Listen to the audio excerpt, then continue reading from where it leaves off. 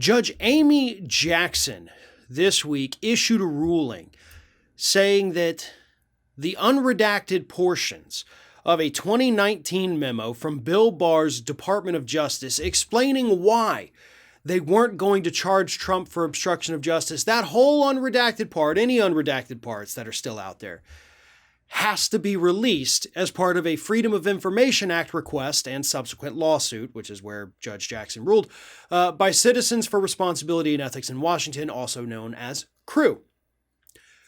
Whew. That was a long sentence, wasn't it? Let me break it down a little bit better. CREW filed a FOIA request all the way back, I think at least a year ago, perhaps even longer, trying to get the redacted parts of this Justice Department memo released so they could know what was in there. Parts of the memo had already been released. And to rewind it a little further back, in case you're not familiar with it, in 2019, Bill Barr's DOJ releases this heavily redacted memo explaining why they're not going to prosecute Donald Trump for the obstruction of justice that was laid out in the Mueller report. Okay. Other groups FOIA'd pieces of it, got pieces of it released. CREW was just saying, hey, we've gone this far, let's get the rest of it. Judge Jackson looked at this. She was able to actually look at the unredacted portions. And she said, yeah, there's no reason that this should not be released to this group via Freedom of Information Act request. This falls well within the parameters of that. There's no national secrets or anything in here that's going to, give up the game, so to speak. So, yes, they have the right to do this under the FOIA laws. Now, here's what's going to happen. Judge Jackson has given them a couple weeks before they actually have to release it to CREW.